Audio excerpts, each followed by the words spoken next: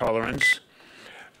This issue has drawn a lot of press and a lot of comment, and we hope today to start a meaningful dialogue on the university's statement of principles of intolerance.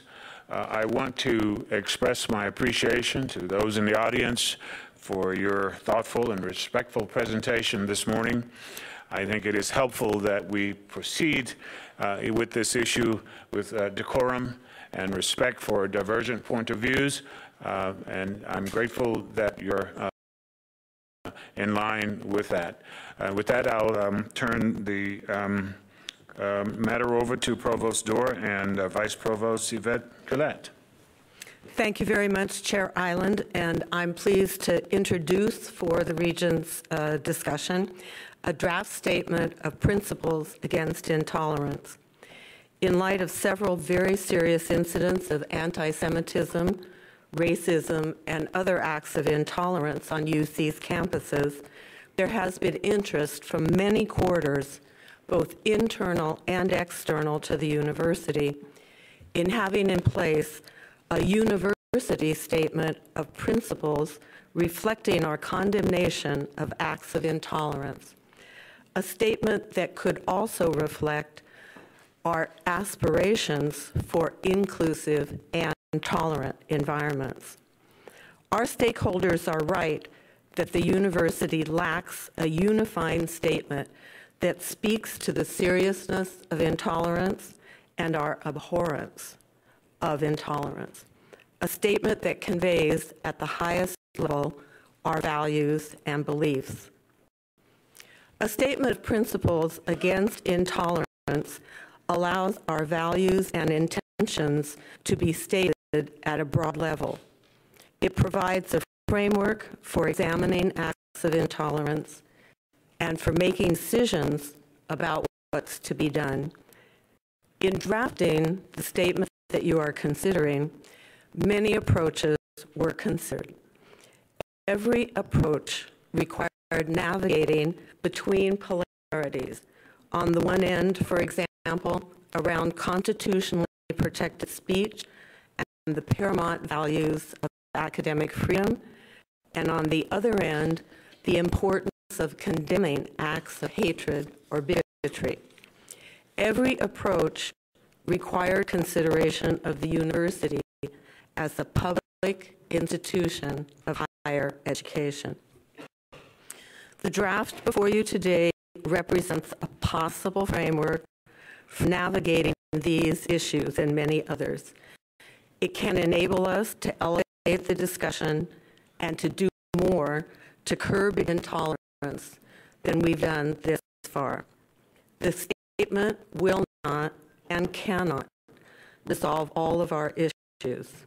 For example, we made the difficult decision in the draft not to identify specific groups who have experienced intolerant behavior, because in doing so, we would likely be unable to be fully inclusive. In keeping with the framework approach, the draft represents an overarching set of principles and not prescriptions. It is, moreover, intended to respect various viewpoints, align with principles of academic freedom and free speech, and clarify that as an academic institution, our principles are also the basis for education.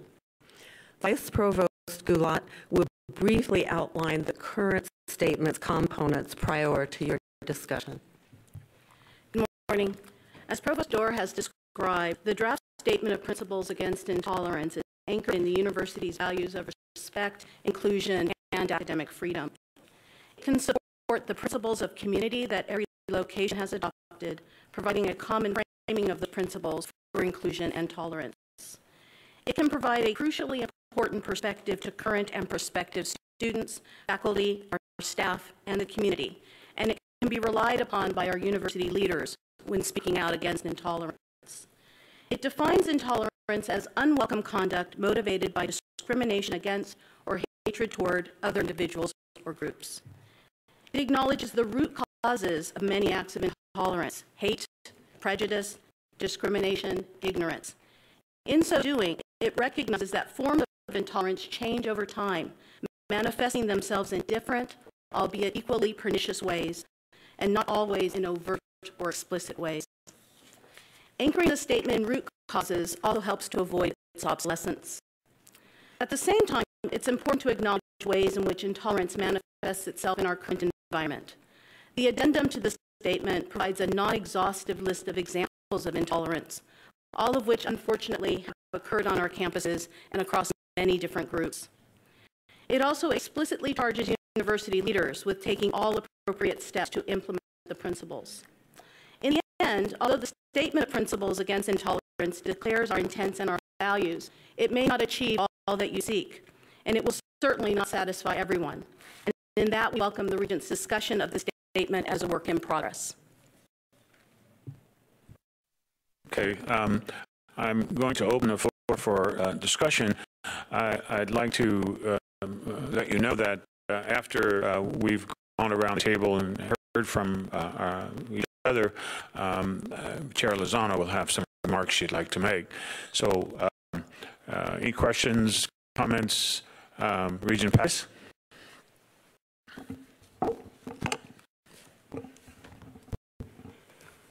You know, it's interesting because the previous presentation brought up a lot of things that I think should be included in the determination as to what this statement ought to say.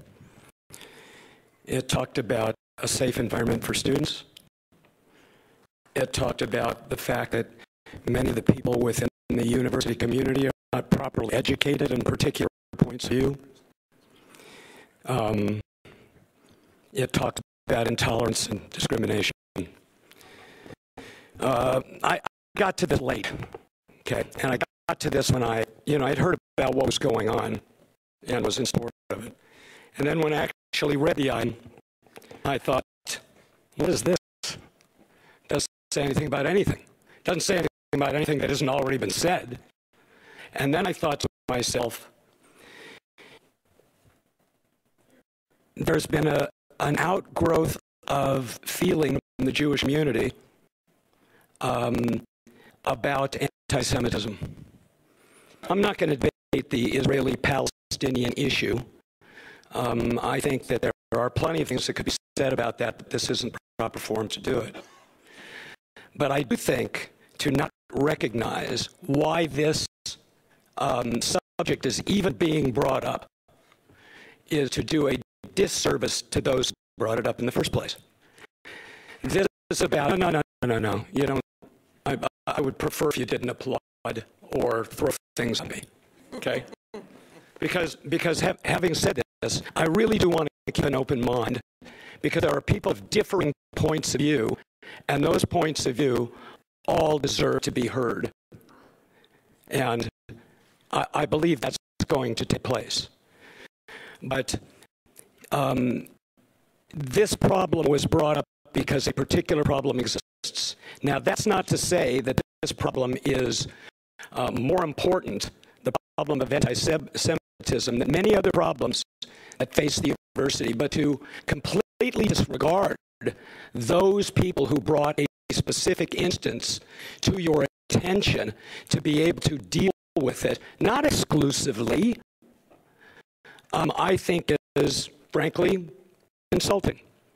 I think that the Jewish community has a right to bring up things that concern the Jewish community, because that's every individual community is responsible for bringing up the things that concern them about issues that take place anywhere, including the University of California. You know, I wouldn't expect the Jewish community to be driving Black Lives Matter. I wouldn't expect the Jewish community to be driving, cases of Islamophobia. But I would expect that those communities would be doing exactly what the Jewish community is doing right now in bringing up issues that are germane to them as it relates to instances on the University of California. And I don't care whether it's in a separate statement or an overall statement, but to ignore the people who are bringing the situation forward to begin with, I think it's a tremendous disservice to that community. And I think that there are an awful lot of lessons that need to be learned about the various areas of intolerance that exist on this campus, and that we ought to think about each and every one of those areas of intolerance, and we ought to attack them with the same interest and the same vigor that we are attacking the subject that was just discussed in this meeting just a few moments ago. Why are they different? If the University of California community is not educated on all of the things that are in play as it relates to the various areas of intolerance that exist, I say, let's educate ourselves. Let's walk in the shoes of the people who feel oppressed. Let's understand why they do that, and let's do something about it, something real. Regent Varner. Well, thank you. I think Regent Pat has made the points that I was going to discuss. I think really the reason this whole subject is in front of us is a result of specific issues, and this statement doesn't deal with them. And I think around this board and this table, we have the ability to deal with a specific issue and go forward with it. And it really concerns me that it's a nice statement, but it really just states what we're already about, what we're already doing, and we need to deal specifically with an issue that's been brought to our attention. I think we can do a better job in crafting an appropriate statement. Thank you. Regent Blum. I would just like to associate my remarks with Norm. We've been, I think, too tolerant about, too patient about all this for too long. We need a good statement.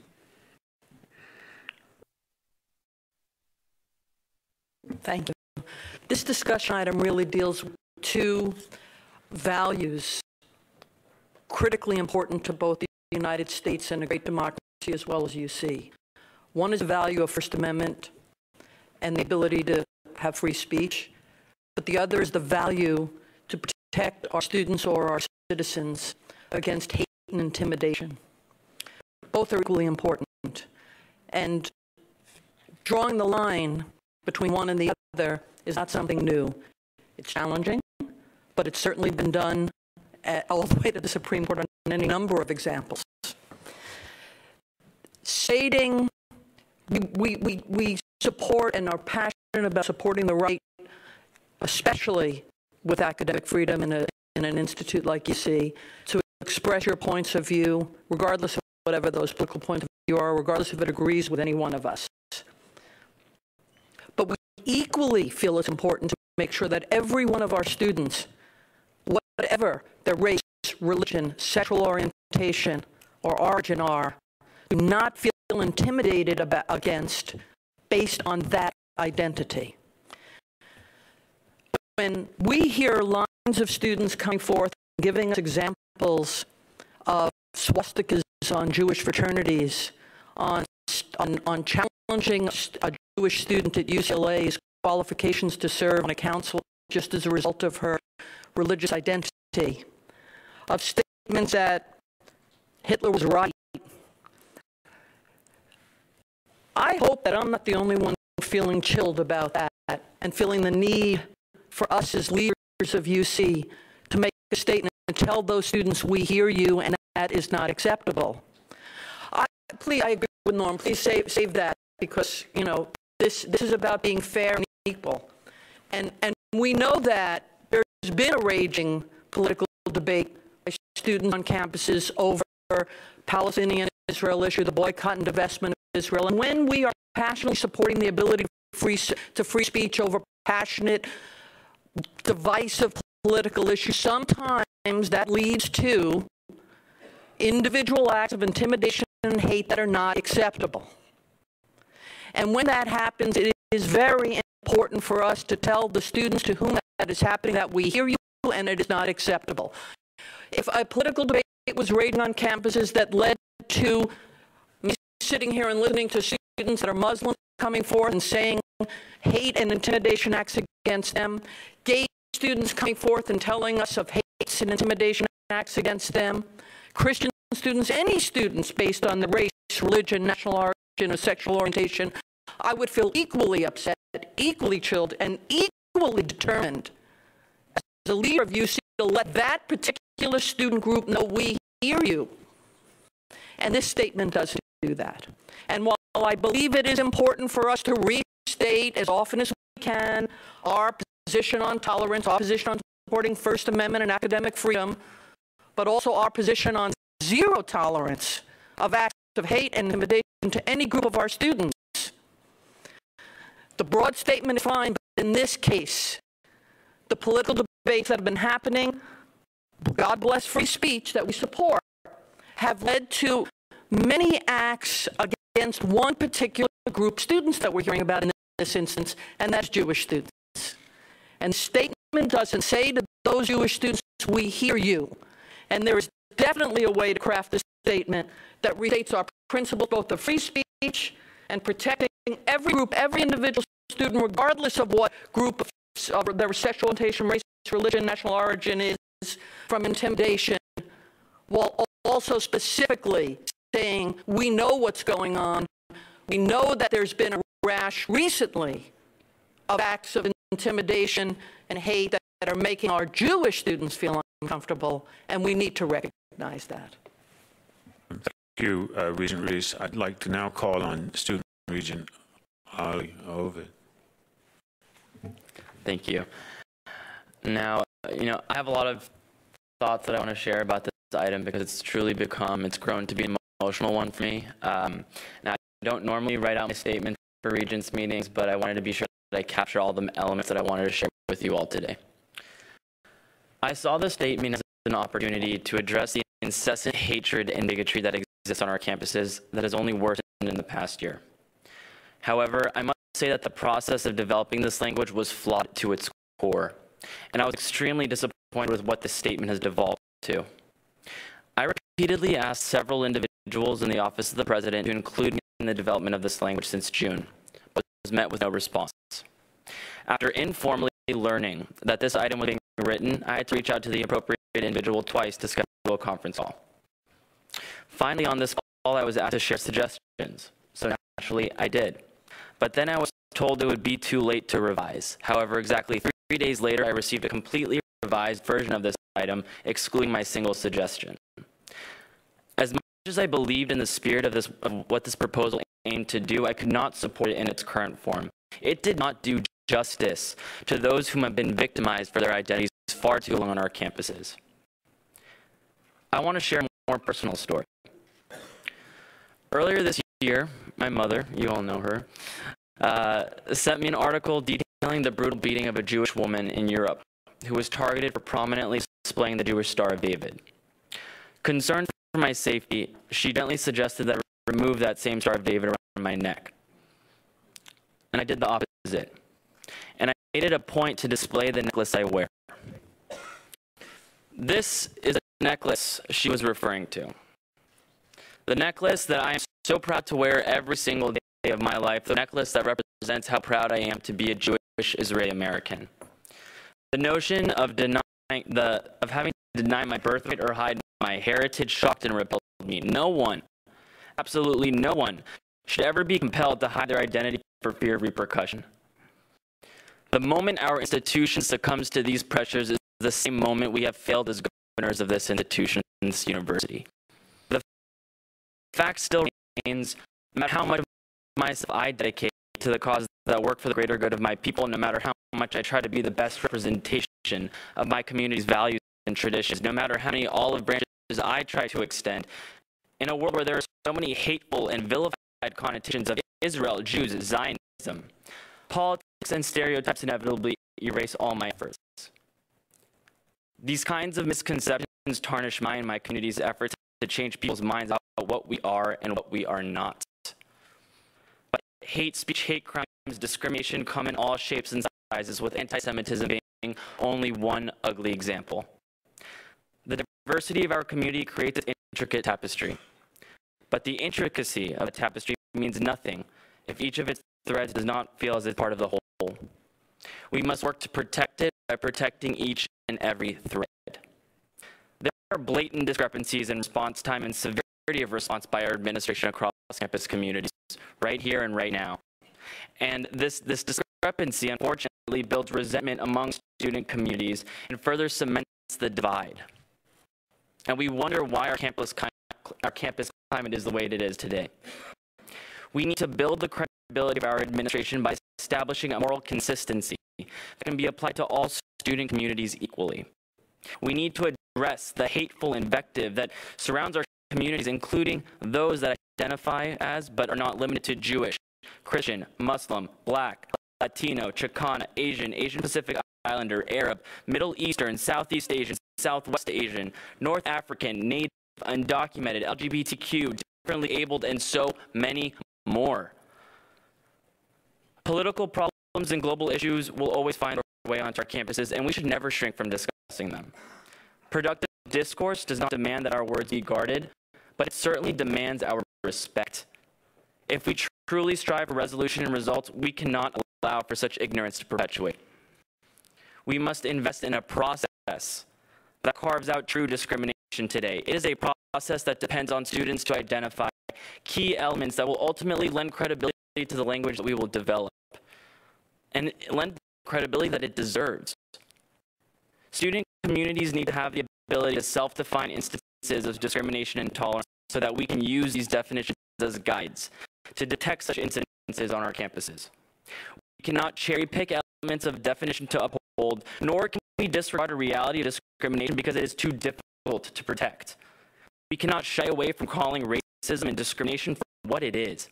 And we certainly cannot allow political organizations whose motivations do not align with the purpose of this statement to cloud our judgment, and I expect we won't.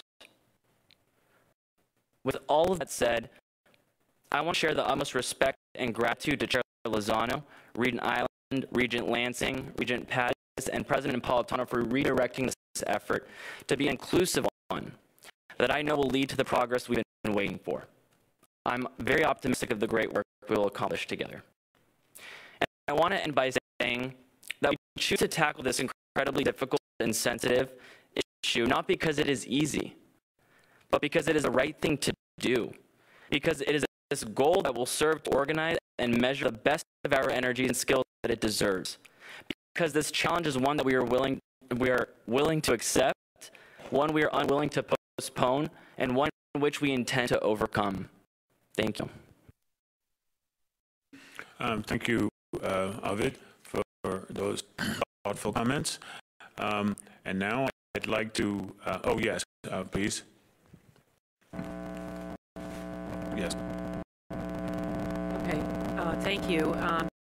Well, it's kind of a hard act to follow our student regent, but in the role that I play as Speaker of the, Speaker of the Assembly, I, for the record, need to probably say that both the Assembly and the Senate passed a resolution basically asking that you take a look at this policy and basically consider and do more than what seems to be before us today. And so in my role, I think my fellow regents have already expressed pretty clearly that there's more work that needs to be done on this because the protection of students, and you know, I understand academic freedom, free speech, critical thinking, and the intersection of these three important concepts. And certainly, when you think about critical thinking, which is the essence of the education that we hope to provide, this institution is one of the best institutions in the world for educational advancement of our people in California, in the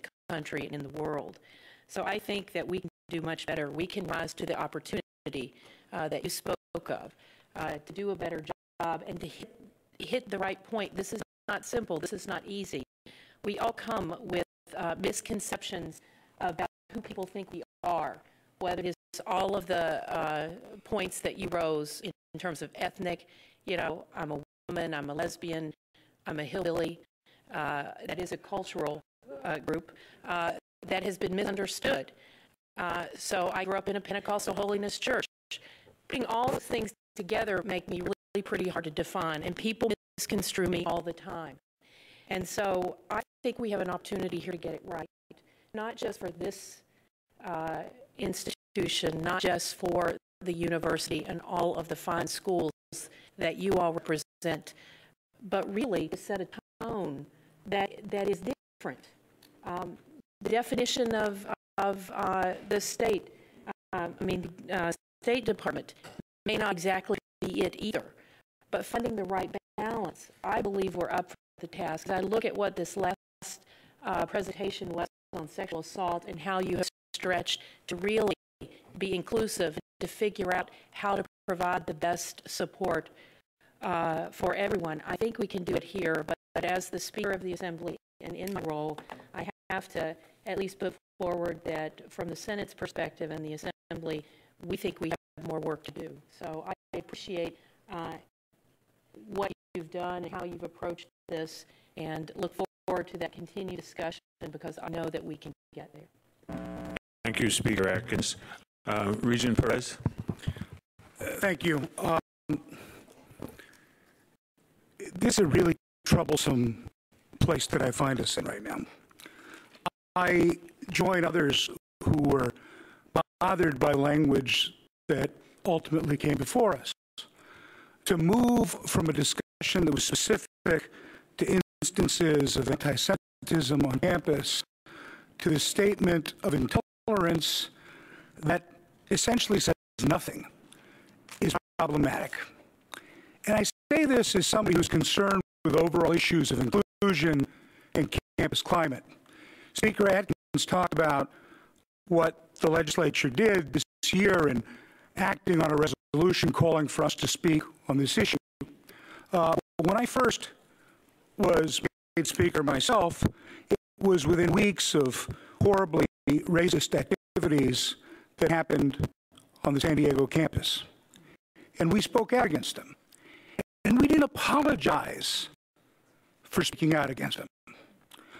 A few years later, San Jose State, not UC, had a despicable practice of escalating racist activity, culminating in a student not only being locked in his room, but having a bicycle lock put across his neck. And the community spoke out against it. And I commissioned a select committee on campus climate that I think has done work that can be very instructive to the conversation that we've had. But in none of those instances did we walk away from the underlying offensive activity at hand and try to whitewash it into something that it wasn't. And I'm fearful that that's what we attempt to do here. And we've adopted this concept of tolerance. I'm not one that wants to be tolerated. I think tolerance is an interesting question, and it's very different when you're the one who thinks that others are trying to tolerate you versus being the one who has to do the tolerating. It, in its core, identifies some of us as others and doesn't build on the kind of commonality and equal value we should all hold. It is bothersome that we've walked so far away. In fact, the language before us, I don't believe even has the word anti-Semitism in it. Now, I have seen actions on a variety of campuses that, by any reasonable person's definition, are anti-Semitic. And that's what motivated folks to bring this conversation to us. I agree with Speaker Atkins that the State Department definition isn't one that lends itself to an academic environment. It does limit academic discourse by conflating criticism with unacceptable activity. We're smarter than that. We can craft a policy that protects academic freedom and free speech, but that condemns and responds to unacceptable activity. When I visit campuses, I try to spend time with students, and I ask to meet with a variety of students. I'll meet with student of color groups, and with veterans groups, and with LGBT groups, and I've never had administration push back at me, except for when I asked to meet with Jewish student groups. It's the only time that I've asked to meet with a specific group of students where I was met with resistance and was told that in order organized group of students of a certain type, that I'd have to balance that with another meeting. Now, I'll meet with any group of students that's organized that wants to have a conversation, so I don't have a problem with the other meeting. I have a problem that this is the only time in which I've received resistance and was asked to meet with somebody else so that I can engage in a conversation with Jewish students